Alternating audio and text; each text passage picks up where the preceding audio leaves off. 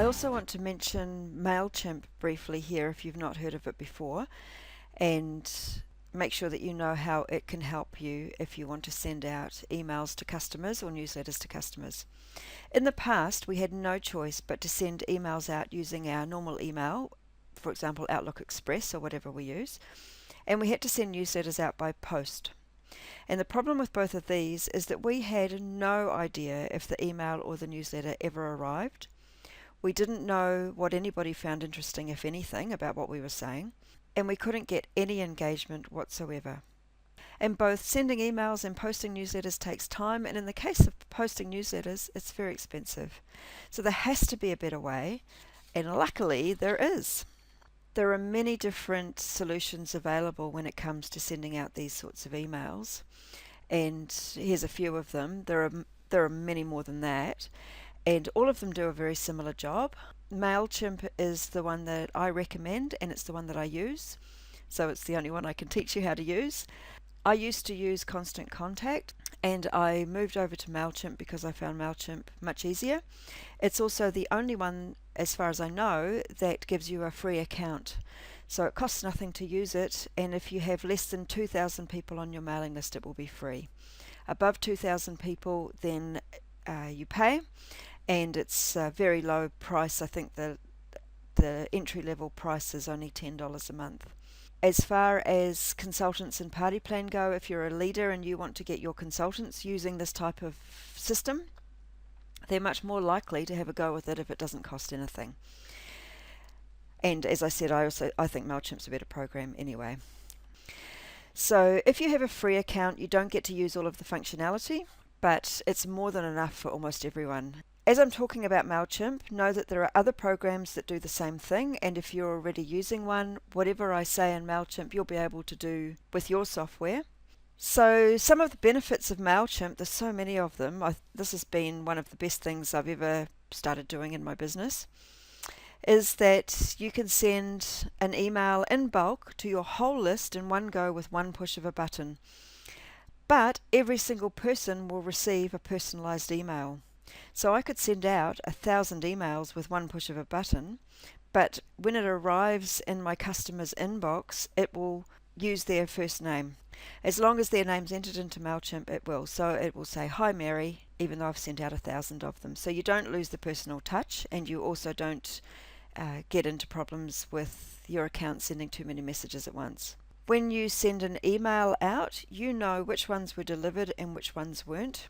You know whether anyone clicked on a link that was in your email and how many times they clicked on it. So if you send out a hostess offer, for example, and you're wanting bookings, and you know that 5 people clicked on the offer several times, that there's a chance that those 5 people might just be interested in booking a party. Because if they didn't click on it, then they weren't curious. So then when you're doing your phone calls, there are 5 people on your list that you can call to catch up with, and you've got a reasonable chance of finding that they're interested in booking. This is so much better than randomly calling people with no idea of whether they might be interested or not, or even no idea whether they received your newsletter or not. So because you can see how many people clicked on your links, you can get a really good information about how interesting your newsletter was to people, which is going to help you choose topics you know people will like to read about in future newsletters or emails. So you can use all of this information to improve what you're doing for the future. And it's going to save you time because you'll be able to target your phone calls a lot better. If you want to send an email to just a section of your database and not the whole lot, for example, maybe you want to send something only to people who hosted a party or only people that have purchased a certain product, you can do that. Just depends on what information you've put into MailChimp at the beginning. You can also have different lists, so you could have a list for customers and a list for your team if you've got one. You could also have a list for your sports club and send emails out to your sports club if you want, anything at all. With MailChimp, your emails are going to look very professional, and although it does take a bit of fiddling around to get your first one done and set up the way that you want it to look, after that it's so easy to simply go into an old newsletter or email and change the text, leaving the overall look the same. It takes so little time. So you need to know that it does take a bit of time at the beginning to get used to it and to set it up. But after your first one, everything's so much easier, and by your third one, you'll be completely comfortable. So in week 5 of this course, we're going to go step by step through how to set up a MailChimp account, how to set up your emails so they look the way that you want, and how to use some of the features in MailChimp. Even if you've been using MailChimp before, you still might want to have a look through the videos that will be there, because there may be some things there that'll shave some time off what you're doing or make things a little bit easier for you. Your MailChimp newsletters can link to Facebook and Twitter and several other places as well. If you use Eventbrite, tickets for any reason, or there's a whole lot of things that it integrates with. But this means that you can spread your information further and make sure as many people as possible see your news. In MailChimp, people can sign up for your newsletter by themselves.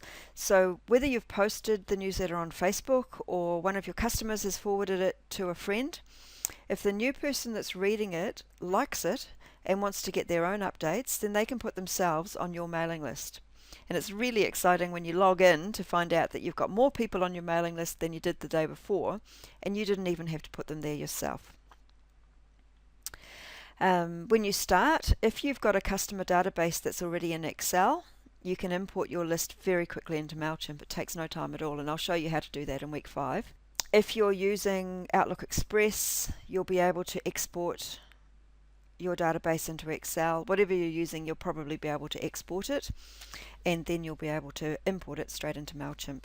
In MailChimp, you can have autoresponders set up, which are emails that are set to go out at a certain time without you having to do anything. You set and forget them.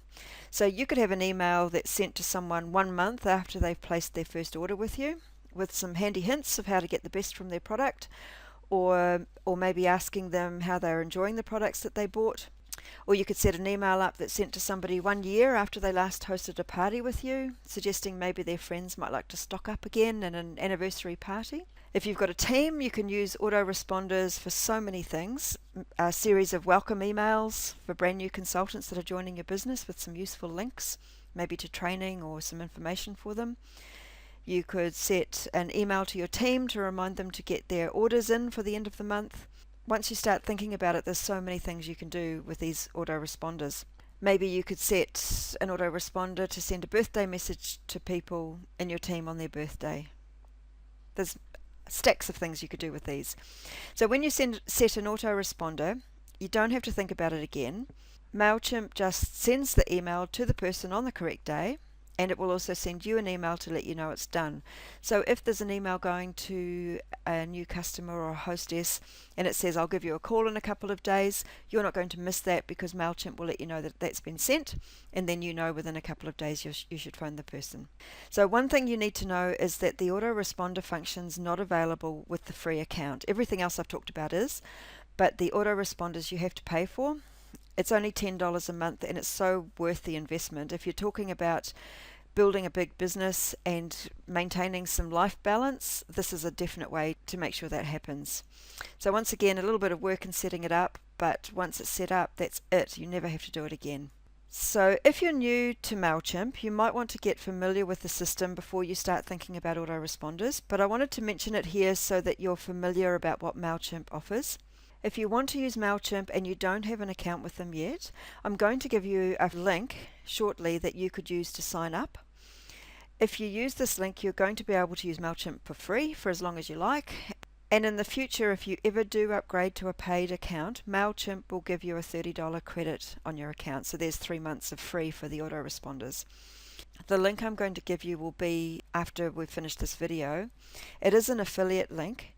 So when they give you a $30 credit, they're also going to give me a credit. Then if you have a team and you want to get them using MailChimp, you could share your affiliate link with them. So as I said, in the last week of this course, in week 5, I'm going to be helping you get MailChimp up and running and help you get your first newsletter out. But before that, there's some other things we need to do and think about, and we will do those first before we jump in and start taking MailChimp by storm.